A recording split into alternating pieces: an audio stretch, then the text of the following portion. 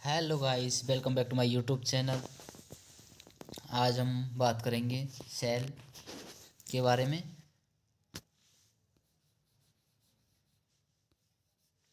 Cell क्या होती है उसके बारे में हम बात करेंगे आज।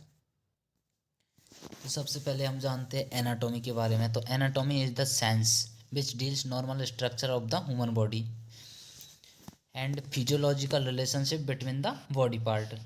तो जैसे कि आपको मैंने बताया है पिछली वीडियो में एनाटॉमी के बारे में, सेम डेफिनेशन ये है। तो एनाटॉमी एक साइंस होती है, उसमें स्ट्रक्चर के बारे में अध्ययन किया जाता है।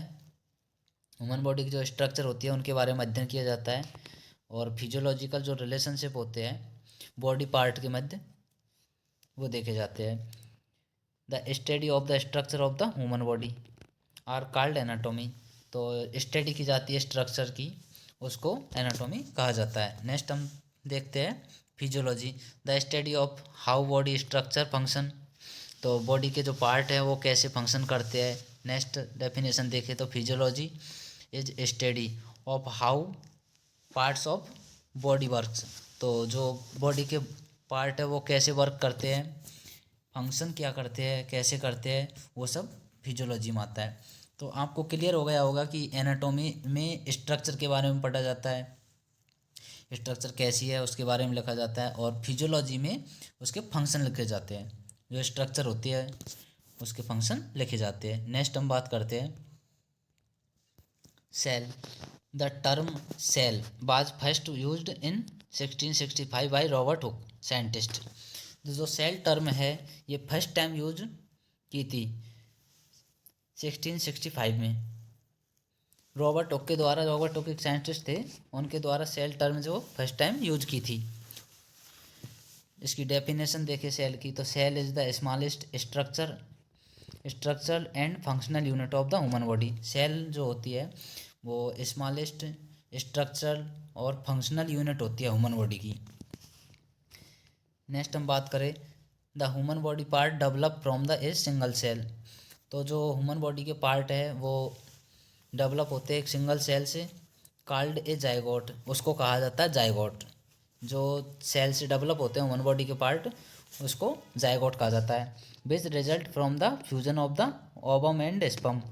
ये जो जाइगोट बनता है ये ओवम एंड स्पर्म के फ्यूजन से बनता है। आपको क्लियर हो गया होगा कि जो बॉडी पार्ट है, जो बॉडी है ह्यूमन बॉडी, वो डेवलप होती है सिंगल सेल से, उसको जाइगोट कहा जाता है। और जो रिजल्ट आता है जाइगोट किससे बनता है, तो ओवम एंड स्पर्म के फ्यूजन से बनता है। नेक्स्ट बात करें single cell is the smallest unit. Single cell होती है वो स्मॉलेस्ट यूनिट होती है। दैट हैज़ ऑल कैरेक्टरिस्टिक्स, इसके पास ऑल कैरेक्टरिस्टिक्स होते हैं ऑफ लाइफ के जीवन के। Dead cell discovered by the Robert Hooke. जो डेड सेल होती है वो डिस्कवर्ड की थी रॉबर्ट हुक ने। जो रॉबर्ट हुक साइंटिस्ट थे उसने डेड सेल डिस्कवर्ड की थी। एंड हिज बुक माइक्रोग्राफिया इन 1665, और 1665 में इसको डिस्कवर्ड किया था। और इसकी बुक है रॉबर्ट हुक की, जो उसका नाम है माइक्रोग्राफिया। आप देख सकते हो माइक्रोग्राफिया। नेक्स्ट हम बात करते हैं सेल के बारे में आगे। नेक्स्ट देखें तो हम सेलुला इज द लैटिन वर्ड। जो सेलुला है ये लैटिन वर्ड है। सेल डिस्कवर्ड हुई थे सेलुला वर्ड से, और सेलुला जो वर्ड है वो लैटिन वर्ड है। दिस सिंपल माइक्रोस्कोप का यूज़ किया था। And living cell discovered by the Anton von Leeuwenhoek in 1674। और लिविंग सेल जो है वो डिस्कवर्ड की थी एंटन वॉन ल्यूवेनहोक ने इन 1674 में। एंटन वॉन ल्यूवेनहोक फादर ऑफ माइक्रोबायोलॉजी, इसको एंटन वॉन ल्यूवेनहोक है, इसको फादर ऑफ माइक्रोबायोलॉजी कहा जाता है। नंबर ऑफ सेल 1 है तो इसको यूनिसेलुलर कहा जाता है। एंड नंबर ऑफ सेल 2 और मोर है तो इसको मल्टी सेलुलर कहा जाता है। इसके बाद हम सेल थ्योरी है उस पर बात करेंगे। सेल थ्योरी है proposed by Sweden and Theodor Schwann in 1839 में। तो जो ये थ्योरी है ये प्रिजर्व की थी स्वीडन और थियोडोर स्वान थे, उन दो साइंटिस्ट ने ये प्रिजर्व की थी। और 1839 में इसको प्रिजर्व किया था। नेक्स्ट इसके बारे में हम देखें तो 3 part of the cell theory. Cell theory के 3 पार्ट होते हैं। The first stage that all organism are made of cells. तो फर्स्ट स्टेज जो है इसमें यह है कि all organism are made of cell, तो सेल से बने होते हैं ऑल ऑर्गेनिज्म। सेकंड है the second part stage that cells are the basic unit of life. जो सेल होती है वो बेसिक यूनिट होती है ऑफ लाइफ की। इसका थर्ड देखते हैं तो third part which assert that cell come from projecting cells. ये थर्ड पार्ट हो जाता है इसका। तो इसके बाद हम नेक्स्ट देखते हैं difference of prokaryotic and eukaryotic sales. अब प्रोकैरियोटिक एंड यूकैरियोटिक जो सेल है उनमें डिफरेंस देखेंगे हम। कभी कभी क्वेश्चन डिफरेंस वाला भी आ जाता है। तो प्रोकैरियोटिक एंड यूकैरियोटिक सेल्स है उनमें डिफरेंस देखेंगे। तो प्रोकैरियोटिक जो सेल होती है वो स्मॉल एंड सिंपल होती है, स्मॉल एंड सिंपल होती है। और यूकैरियोटिक जो सेल है लार्ज एंड कॉम्प्लेक्स होती है। सेकंड नंबर पे हम देखते हैं तो इसकी जो साइज होती है प्रोकैरियोटिक की वो 0.1 to 5 माइक्रोन 5 माइक्रोन होती है। और यूकैरियोटिक जो सेल साइज होती है 0.10 से 100 माइक्रोन इन साइज होती है। सर्कुलर डीएनए जो होता है प्रेजेंट होता है प्रोकैरियोटिक सेल्स में, एंड यूकैरियोटिक सेल्स में लाइनर डीएनए प्रेजेंट होता है। आप नोट कर लीजिए इसको, एस ले लीजिए। नेक्स्ट आगे बढ़ते हम। जो यूकैरियोटिक सेल्स होती है ये पेयर्ड में डिप्लॉयड होती है। और प्रोकैरियोटिक सेल्स होती है वो सिंगल हैप्लॉयड होती है। क्रोमोसोम होते हैं इनमें, सिंगल हैप्लॉयड क्रोमोसोम होते हैं और पेयर डिप्लॉयड क्रोमोसोम होते हैं यूकैरियोटिक में।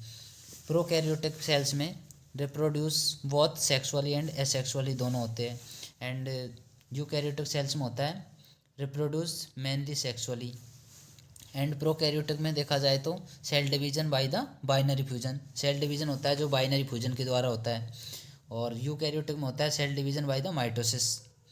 इसमें एग्जाम्पल लेते हैं प्रोकैरियोटिक में तो ये हो जाता है बैक्टीरिया एंड एरियोबैक्टीरिया, ये हो जाता है। एंड यूकैरियोटिक में देखें तो प्लांट एंड एनिमल सेल्स, ये हो जाता है एग्जाम्पल इसका। नेक्स्ट हम देखते हैं इन दोनों में सिमिलरिटी क्या है। तो प्रोकैरियोटिक एंड यूकैरियोटिक में सिमिलरिटी क्या है, कभी कभी सिमिलरिटी पूछ ली जाती है। तो इसमें देखें तो हैव सेल प्लाज्मा मेम्ब्रेन, तो दोनों में सेल प्लाज्मा मेम्ब्रेन पाई जाती है। एंड सेकंड नंबर पर देखें तो हैव साइटोप्लाज्मा, साइटोप्लाज्मा होता है दोनों में। हैव राइबोसोम होता है दोनों में। हैव डीएनए भी होता है दोनों में। ये सिमिलरिटी इन दोनों में पाई जाती है। अब स्ट्रक्चर ऑफ सेल्स इसके बारे में पढ़ते हैं हम। तो structure of cells, each cell is formed by, किस किस से सेल बनी होती है उसके बारे में हम डिस्कस करते हैं। इतना आप एसएस ले सकते हो, नोट कर लीजिए। Cell membrane and plasma membrane that cover the cell body. Nucleus, cytoplasm with organelles, ये होते हैं इसमें सेल स्ट्रक्चर में। The plasma membrane consist of 2 layer, phospholipid with protein and sugar embedded in the plasma membrane consist बनती है 2 layer से, phospholipid with protein के साथ में and sugar. Phospholipid the lipid cholesterol is also present, phospholipid होता है उसमें lipid जो होता है लिपिड कोलेस्ट्रॉल ऑल्सो हमेशा प्रेजेंट रहता है। The phospholipid molecule have a head and a tail, phospholipid जो मॉलिक्यूल होते हैं वे रखते हैं हेड एंड टेल। नेक्स्ट हम चलते हैं सेल की स्ट्रक्चर के बारे में बात करते हैं। तो आप यहाँ पर देख सकते हो ये जो है माइटोकॉन्ड्रिया है, और इधर ये कांटेदार जैसे कि कांटे हैं इसमें, तो ये है रफ एंडोप्लाज्मिक रेटिकुलम। इधर ये गोले गोले से बने हुए हैं डेंड्राइट, ये सेंट्रोसोम है। एंड इनके ये जो नोक पर दिखाई दे रहे हैं इनको हम कॉन्ट्रैल्स बोलते हैं। एंड ये आप देख सकते हो इधर गोले गोले इसमें छोटी छोटी बूंदी सी है, इनको हम लाइसोसोम बोलते हैं। एंड ये कर्व शेप में जो है इसको हम बोलते हैं स्मूथ एंडोप्लाज्मिक रेटिकुलम। आप इस स्ट्रक्चर को बना लीजिए। सेम स्ट्रक्चर आपको एग्ज़ाम में बनाने पड़ेगी, अगर एग्ज़ाम में सेल का क्वेश्चन आता है तो। इधर हम देखें ये वाली, तो ये है गोल्जी एपरेटस। एंड जो ये बाहर वाली परत होती है इसको प्लाज्मा मेम्ब्रेन बोलते हैं। यहाँ पर जो है ये साइटोसोम होता है, साइटोप्लाज्म सॉरी।